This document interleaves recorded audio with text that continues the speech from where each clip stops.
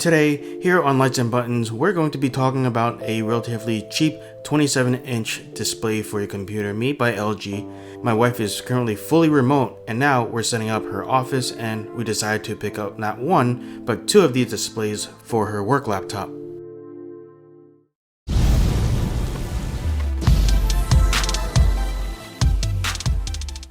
These are 27-inch LG 27MN60T IPS displays. They normally sell for $160 each, but we ended up getting them during a small sale and picked them up for $140 per screen. So far in the past 9 years for my own office, I have 3 LG Flatrons and they've been working pretty well. This video is not sponsored by LG, and there are plenty of monitors to choose from other manufacturers, this being one of them, and we're just telling you what it's like to set this up. When I was unboxing this, the monitor was packaged pretty nicely, but do take note that one side actually indicates do not open.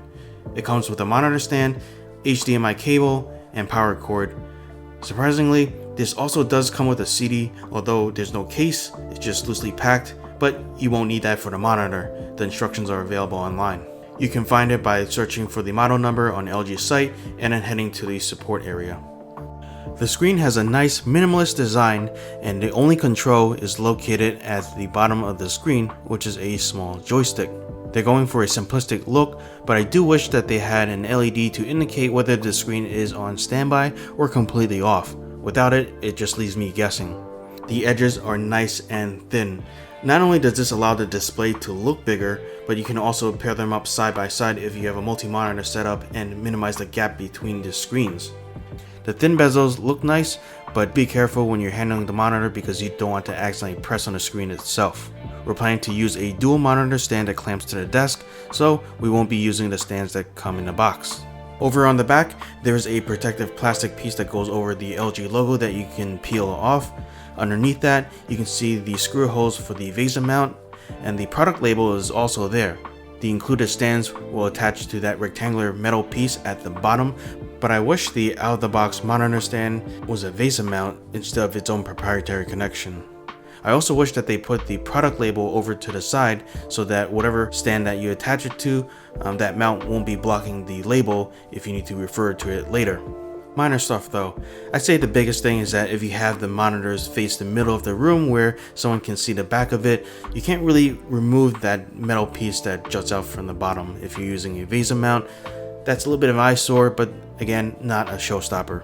In terms of the port layout, starting from the left, there's the VGA connection, 2 HDMI ports, the 3.5mm audio out jack, and power. There is also a slot for a Kensington lock if you need to use that, and also the supplied power cord is sufficiently long for a standing desk, at least for the one that we have. As mentioned before, the joystick is the only control that you have. It's easy to use, and I actually prefer to use this over a multi-button setup. Click into select, and the rest is just a normal D-pad.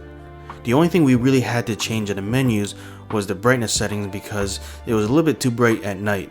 I'll page you the other settings, but we didn't have to touch anything else. And please note, if you do see some odd patterns forming on the screen, this is from the camera and you won't see this in person. How does this perform? Overall, for productivity work, no complaints here other than needing to turning down the brightness, but I actually consider this a pro instead of a con because you have now the flexibility to turn up the brightness if needed.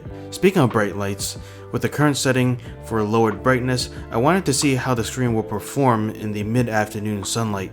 The monitors currently face away from the window, which is nice, but what if you had your back towards the window and the sun is shining through the window and directly onto the monitor? To test this, I swerved the monitor and pointed it towards the west-facing window during the mid-afternoon sunlight, and in terms of the glare, it's really not that bad. When I look at the screen, it has a matte finish, and it definitely does help compared to a completely glossy finish. But in general, when I have the monitor in its original position, looking at the colors, they look great, the black levels are great, the text is crisp and easy to read, and if you're casually watching a video, no issues with motions or anything like that. If you have multiple people watching the monitor from different angles, I do see a brightness drop as you're going off to a higher viewing angle. Normally I wouldn't complain about this, especially given its price point, but because this is listed as an IPS display, I kind of wish that the viewing angle was a little bit better than what it currently is. But I'll let you be the judge of that. In the rare case you want to send audio through the HDMI cable into the monitor and out the 3.5mm audio jacks, you can do this. In my old monitors, which is the LG Flatron E2260s, those do have some noise at times when the monitor comes in and out of sleep mode. I'll show you a sample here.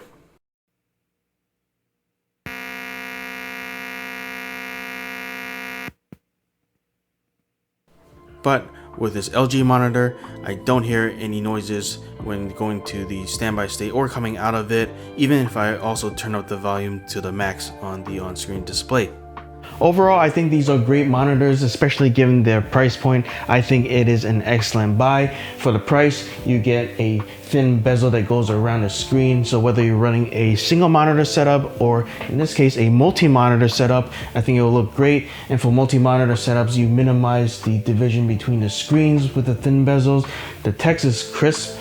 The viewing angle, as I said, isn't the best, especially given that this is an IPS display. But you know, if you have someone coming up to you, looking over your shoulders or standing beside you, you can decide if that's an issue. Or if you're working by yourself in a home office, maybe that's not even a problem at all. But I think for productivity work, for maybe light to medium video, if you're watching videos casually, maybe editing some videos on the side, you're not doing anything too crazy. Not sure about gaming. I haven't hooked up like a PS5 or anything to this, but you know, for your general office work, productivity work, I think it's fine. Anyway, that's all I have for this video. Don't forget to like, share, and subscribe as always, and I'll see you in the next video.